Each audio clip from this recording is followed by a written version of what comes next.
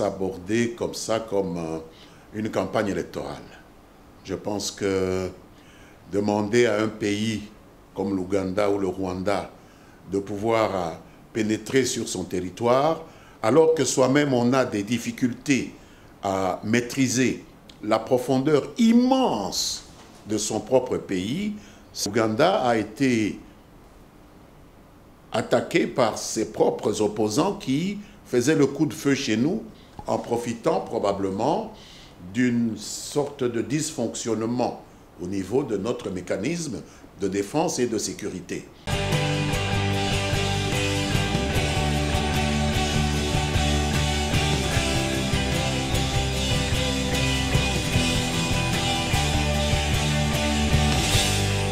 Bonsoir mesdames et messieurs, bienvenue chez Mwambi International Network. Dans la coproduction avec la RTNC, la radio-télévision nationale congolaise. C'est ici à Kinshasa que nous allons parler de la République démocratique du Congo, du Grand Congo. Nous allons le faire avec un monsieur que vous connaissez très bien. Vous savez, quand on parle de Jamaïque, on va à Bob Marley. Mais quand on parle du gouvernement Kabila Joseph, de qui parle-t-on? On voit qui? Alors vous allez les découvrir, nous allons les découvrir ensemble. Et nous allons parler de la sécurité en RDC. Est-ce que l'Ouganda occupe le Congo? Est-ce qu'il y aura une confrontation entre l'Ouganda et le Rwanda sur les sols congolais comme en 2000 à Kisangani? Est-ce que Monsieur Lambert Mende, bonjour. Bonjour, cher ami. Monsieur Lambert Mende, je vous remercie infiniment d'avoir répondu positivement à cette coproduction entre Mwambi International Network et la RTNC. Comment allez-vous pour commencer? Je vais très bien, je vous remercie. Alors, Monsieur Lambert Mende, vous allez parler aujourd'hui avec nous sur la sécurité du pays. Vous le faites en tant que porte-parole du gouvernement, porte-parole du Félix Tshisekedi, ou bien en tant que Lambert Mende, analyste politique ou acteur politique tout simplement? Vous savez, j'ai cessé d'être porte-parole du gouvernement il y a à peu près 3 ans. Et je suis bien sûr membre de la coalition politique qui a été créée par le président Félix Tshisekedi. Mais pour l'instant, je suis que député national, membre donc de l'Union sacrée de la nation. Et à ce titre, je peux m'exprimer sur les affaires qui concernent notre pays et particulièrement sur ce sujet de sécurité qui me tient à cœur. Monsieur Lambert Mende, avant de commencer, avant d'aller dans le fond du sujet, pourquoi il y a moins de gens qui parlent, qui osent parler de la situation sécuritaire du Congo, surtout quand il s'agit du Rwanda et de l'Ouganda? Sans doute se disent-ils qu'il s'agit de questions, on va dire, sensibles, mais je ne considère pas ces questions comme devant être considérées comme prises comme sensibles au point d'empêcher les commentateurs congolais de pouvoir s'y intéresser, parce qu'il en va de la vie quotidienne et de la quiétude des hommes et des femmes qui ont avec nous en partage ce bien commun que nous appelons la République démocratique du Congo et envers lesquels nous devons nous sentir en tout temps et en tout lieu solidaires. Monsieur Lambert Mende, moi je vis à La Haye, aux Pays-Bas, et je suis ici, ça fait une semaine.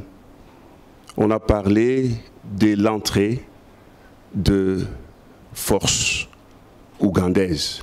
J'ai eu des milliers de messages alarmants pour dire que ce n'est pas possible qu'une armée ennemie séjourne sur, ou bien s'aventure sur le sol congolais, sous l'invitation du président de la République.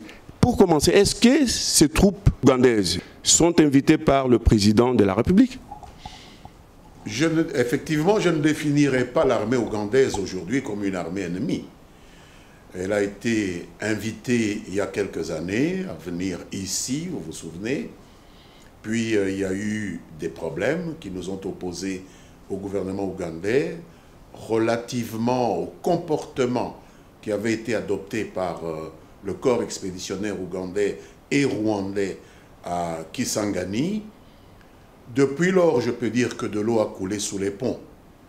Et nous avons trouvé entre les deux pays des mécanismes de collaboration et de coopération, en dépit du fait que jusqu'au moment où nous parlons, l'Ouganda nous doit des compensations qui ont été décidées par la Cour internationale de justice. Oui. Mais cela ne nous empêche pas de collaborer et de coopérer. Quelquefois, il y a des terroristes qui sont de nationalité ougandaise qui traversent la frontière et qui sont arrêtés en Ouganda. Jamil Mukulu, par exemple, le grand patron des ADF Nalu, est en prison en Ouganda. Et donc, en fin de compte, la raison d'État peut faire en sorte que des pays qui ont été, à un moment donné, opposés pour une raison ou une autre, puissent se réconcilier. L'exemple que je peux donner pour les intellectuels qui s'intéressent un peu à l'histoire du monde, c'est la France et l'Allemagne. Ennemis en 14-18, ennemis en 40-45.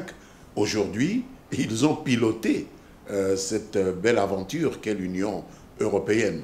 Donc, comme je peux le répéter, de l'eau a coulé sous les ponts et il est du devoir du gouvernement actuel de la République démocratique du Congo de faire tout ce qui est dans ses moyens diplomatiques, militaires, politiques, pour ramener la paix dans cette partie martyrisée de notre pays. Et si pour cela, il faut mutualiser les efforts, je préfère parler de mutualisation que d'entrée des troupes. C'est une mutualisation d'efforts qui existe entre l'UPDF, l'armée ougandaise, et les FARDC, l'armée congolaise, étant donné que ces terroristes sont d'origine ougandaise, ils sont de provenance ougandaise, ils opèrent en République démocratique du Congo, et récemment, vous avez tous suivi, qu'ils ont frappé en Ouganda, dans la capitale. Ils ont frappé Kampala. Il y a eu des morts.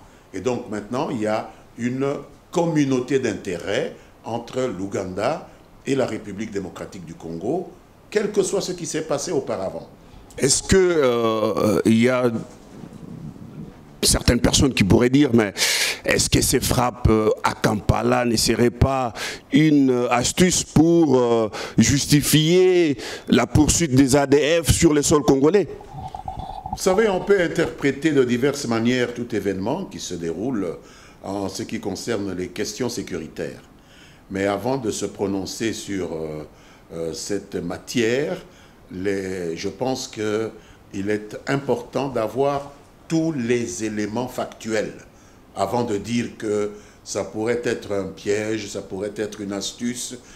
Qu'est-ce qui permet aux gens de penser que c'est une astuce? Est-ce qu'on pense qu'un gouvernement... Mais qu'est-ce qui ne permet pas aux gens de penser que ce n'est pas une astuce? Simplement le fait qu'un gouvernement normalement constitué, et moi j'ai été membre du gouvernement pendant plus de 10 ans, ne peut pas faire tuer ses citoyens pour nourrir une astuce. Ça, je ne le crois pas. Monsieur Lambert Mende, vous venez d'évoquer là l'Allemagne, la France et tout. Est-ce que cet exemple tient debout? Quand on sait que l'Allemagne a capitulé, il y a les Américains qui ont aidé les Européens et l'Allemagne a payé le prix, continue à payer le prix. Et l'Ouganda n'a même pas payé, il n'y a même pas de facture. On attendait encore que les juges congolais arrivent à la Cour internationale de la justice aux Pays-Bas. Les juges ne sont jamais passés. On ne sait pas quelle facture ça va donner. On ne sait pas les préjudices que l'Ouganda a causé à la RDC. La souveraineté nationale a été violée. Les droits de l'homme, des viols, des tueries.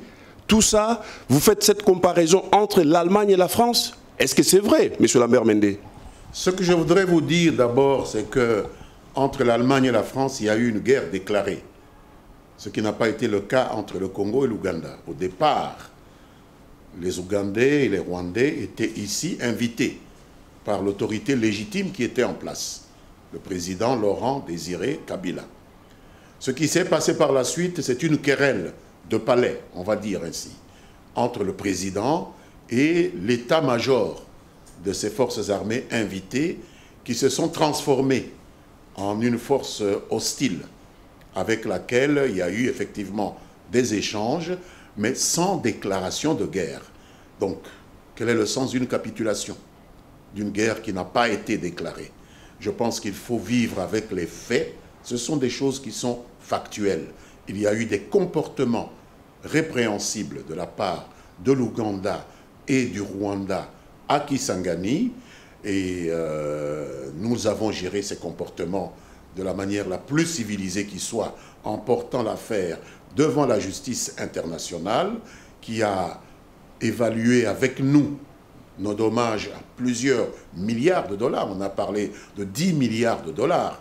Vous savez que cette créance reste pendante. Ce n'est pas parce que nous collaborons aujourd'hui avec l'Ouganda que cet arrêt de la juridiction internationale n'est plus valable. Donc l'intervention de l'Ouganda, c'est contre ces 10 milliards?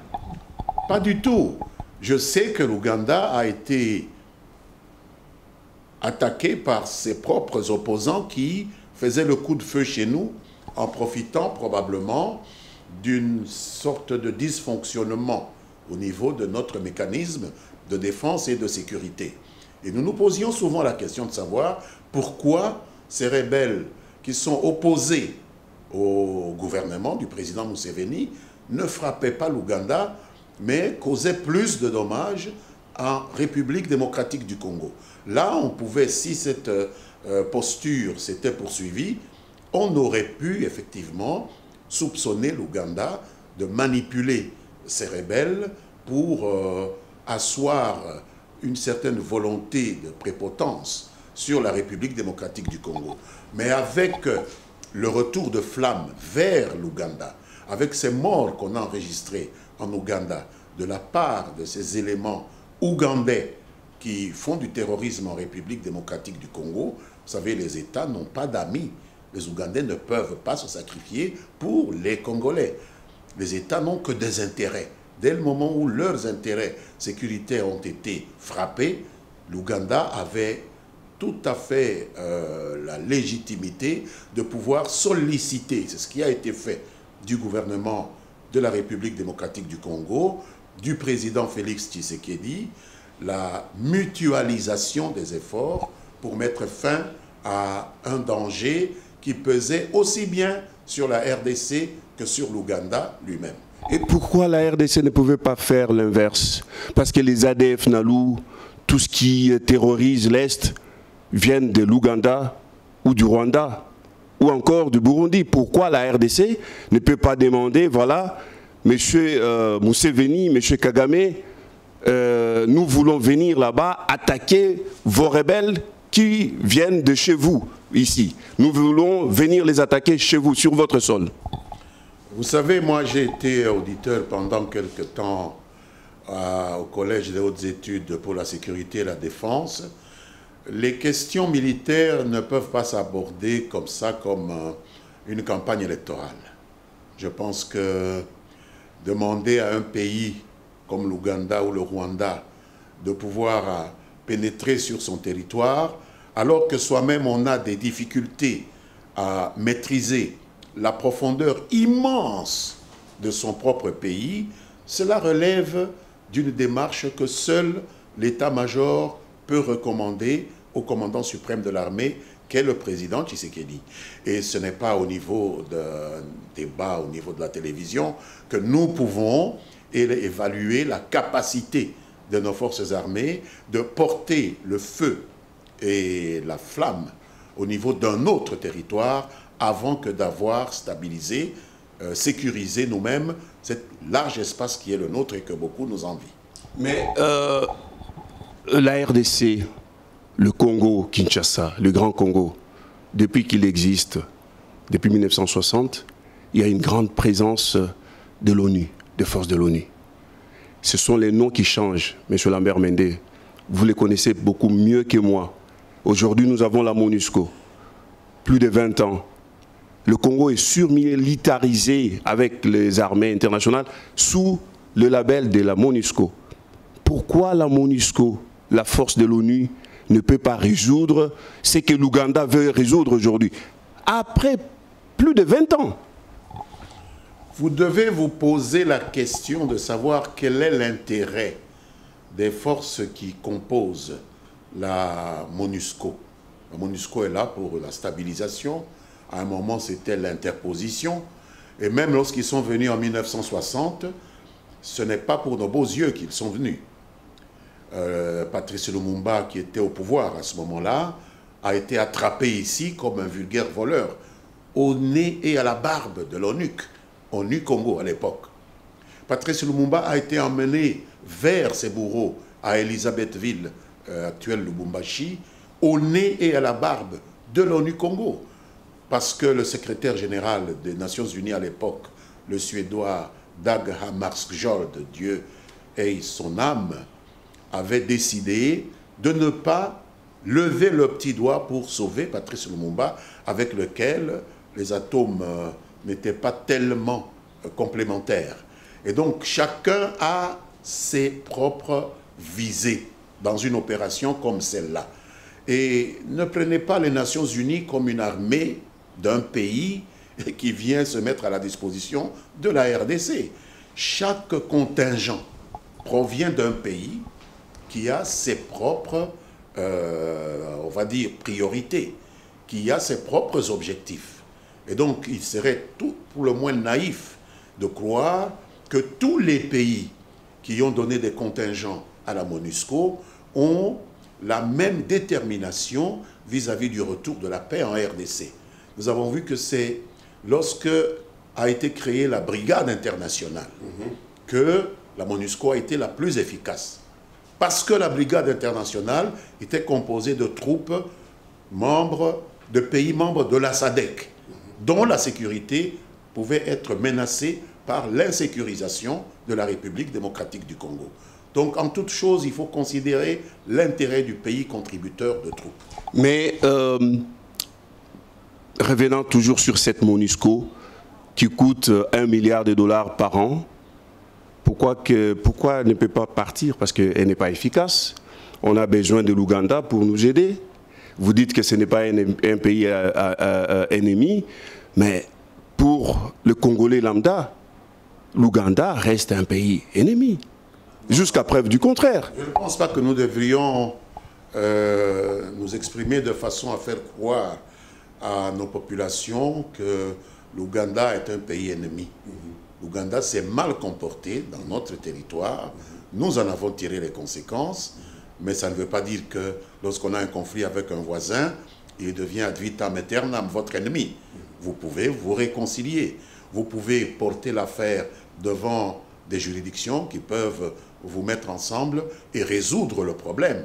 Mais dire que nous pouvons vivre en inimitié permanente, de manière définitive, avec les 9 pays qui sont autour de nous, notre vie deviendrait simplement invivable. Excusez-moi de la tautologie. Donc, je pense que nous ne pouvons pas nous fier totalement à la capacité des pays contributeurs de troupes, pour revenir à votre question, à la MONUSCO, quant à leur capacité à vouloir mourir pour le Congo. Mais mourir pour leur propre sécurité, ça, ils le peuvent. Or, ils commencent déjà à être victimes de ceux qui nous victimisent. Voilà une raison suffisante d'une mutualisation mutuellement avantageuse. Une toute petite question sur l'Ouganda. Le Yoweri Museveni avait son plan de construire des routes au Congo. Moi, j'ai été en Ouganda.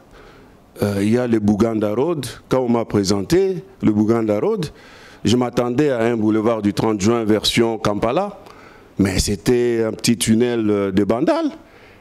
Et un pays comme ça, qui n'a pas un grand boulevard comme le boulevard du 30 juin, qui va investir pour la RDC. Est-ce que ce n'est même pas ridicule, ça?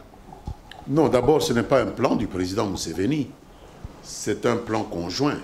Je ne vois pas le président Museveni venir au Congo déclarer qu'il a... Pourtant, c'est ce qu'il dit. Hein. Il déclare dans sa communication en Ouganda, il le fait. Un plan conjoint congolo-ougandais de faire cette route qui sert aussi bien les intérêts commerciaux ougandais que les intérêts commerciaux congolais. Donc, dire que c'est un plan... Et qui va financer ça? Un peu vite en besogne. Qui va financer ça? C'est certain que ce n'est pas l'Ouganda directement, mais que les deux pays mis ensemble peuvent trouver des financements auprès de partenaires comme la Banque africaine de développement, comme la Banque mondiale ou le Fonds monétaire international. Monsieur Lambert Mende, est-ce que l'Ouganda n'est pas dans ce plan-là de la balkanisation du Congo? C'est-à-dire, l'Ouganda, je vais vous rappeler que l'Ouganda c'est une fabrique de mercenaires. Les mercenaires qui ont travaillé en Irak. Il y a eu beaucoup de spécialistes qui ont fait des recherches là-dessus. Il y a des vétérans qui sont revenus de l'Irak, qui sont revenus à Kampala, les mercenaires, les rebelles qui sont entraînés à Kampala par des forces étrangères et des forces ougandaises. Et l'Ouganda a aidé aussi au Soudan, ce qui a résulté dans la division de Soudan. Est-ce qu'on n'est pas là, on ne paye pas là un morceau du Congo à l'Ouganda pour ses efforts fournis aux autres puissances? À ce que je sache, nous n'avons pas négocié avec l'Ouganda l'envoi en République démocratique du Congo de troupes irrégulières. Les mercenaires sont par définition des troupes non régulières. Effectivement, il y a des groupes d'hommes armés irréguliers qui ont été recrutés en Ouganda par des agences, on va les appeler agences de sécurité, qu'elles soient américaines, britanniques ou autres. Ici, il s'agit d'une mutualisation entre l'UPDF, l'Uganda People Defense Force, et les FRDC. Donc la situation est tout à fait différente. Je ne pense pas que le Parlement congolais, le gouvernement congolais, le président Tshisekedi accepterait de recevoir ici des mercenaires recrutés en Ouganda.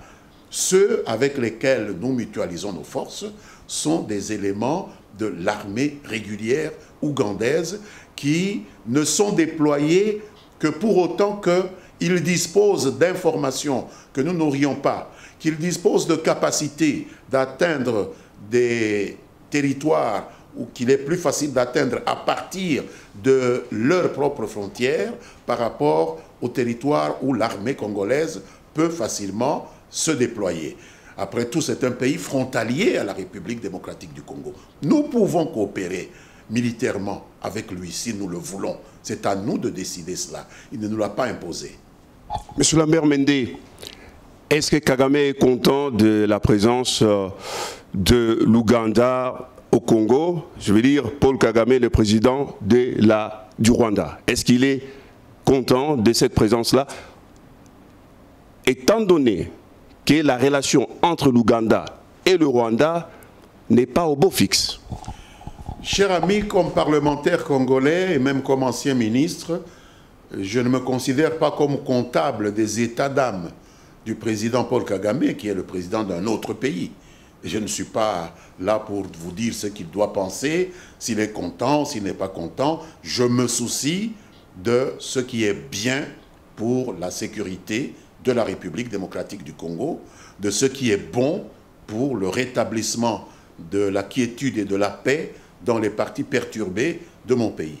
Je vous pose cette question parce qu'il y a des troupes ou bien il y a des éléments rwandais qui opèrent depuis très longtemps à l'est du pays et que alors la présence de troupes rwandaises, troupes ougandaises pouvait faire cette confrontation entre l'Ouganda et le Rwanda de Paul Kagame. Pour autant que je sache, nous avons reçu une communication du gouvernement de notre pays au niveau du Parlement lorsqu'il y a eu une incursion des forces ougandaises près de Goma et qui s'est terminée de la manière que vous savez. Il y a eu 2 Rwandais qui avaient été arrêtés et même le gouvernement ougandais a fait une mise au point que cette incursion était due à un malentendu. Mais vous dire qu'il y a une incursion ouverte, une agression comme vous le définissez, au niveau du Parlement, nous n'avons pas eu cette information. En tout cas, pas jusqu'à présent. Je sais qu'il y a des rebelles ougandais et rwandais qu'on appelle FDLR, que nous combattons et que nous avons réussi à maîtriser d'une certaine façon, qui sont devenus un peu moins dangereux que les ADF, qui continuent à faire le coup de feu contre nos militaires, mais dire que l'armée rwandaise serait en train d'opérer en République démocratique du Congo, cette information, je ne peux pas la confirmer. Alors, vous ne pouvez pas confirmer que les éléments de... C'est possible qu'elle soit là, mais nous ne l'avons pas reçue au Parlement. D'accord, mais moi je peux confirmer que dans votre Parlement, il y a des rebelles qui opèrent à l'Est. Ce n'est pas moi qui l'ai dit, mais c'est le président du Parlement, de la Chambre basse, Mbosso, qui a dit à vos collègues, quittez les groupes armés.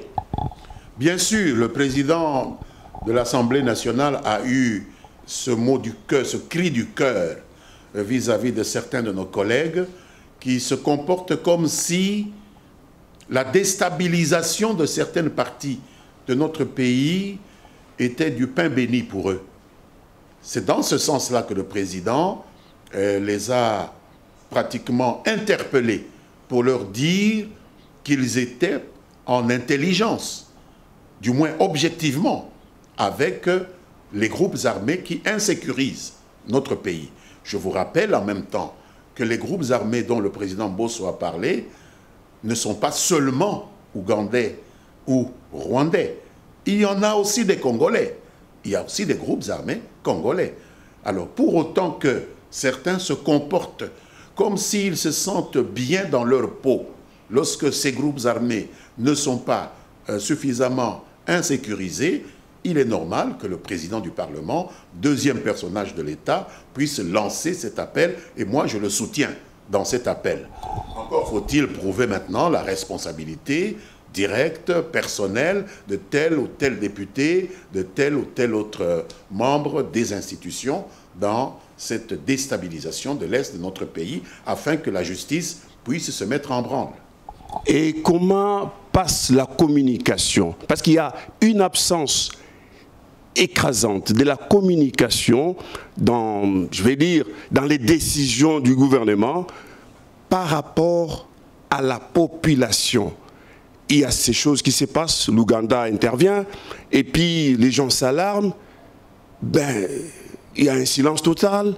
Et vous vivez dans une tour d'ivoire en tant que gouvernement? Je ne suis pas au gouvernement, si je dois vous rappeler. En tant que parlementaire? Depuis 3 ans, je ne suis pas au gouvernement, donc vous poserez cette question aux membres du gouvernement. Monsieur Lambert Mende, qu'est-ce que vous avez envie de dire aux membres de la diaspora qui nous suivent? Pas seulement les membres de la diaspora. Nous sommes suivis au Tchad, nous sommes suivis au Mali, nous sommes suivis partout. Hein, et en Hollande, partout. Qu'est-ce que vous avez envie de leur dire? Est-ce que ce pays ici, le Congo, va rester toujours instable depuis 1885 avec Léopold II et jusque-là, bon, qu'est-ce qu'il y a? Nous, Congolais, on est incapables ou quoi? Qu'est-ce qui se passe, M. Lambert Mende? On n'a pas de facultés humaines. Qu'est-ce qu'il y a? Ce n'est pas un problème d'incapacité. Je pense qu'il y a une constance. Vous venez vous-même de poser le vrai problème. Depuis 1885, nous vivons sur ce que Jules Cornet a appelé un scandale géologique. Mais un scandale géologique qui fait l'objet de convoitises, de multiples convoitises à travers le monde. Tout a été fait déjà au niveau des administrateurs léopoldiens à l'époque, avant même que Léopold II ne cède ce territoire qu'il avait au départ conçu comme une propriété privée à son pays, la Belgique, après l'instauration de la colonisation comme telle des jurés en 1908, et même après l'indépendance. Et Patrice Lumumba est mort parce qu'il a pris conscience de cela et qu'il avait dénoncé cela.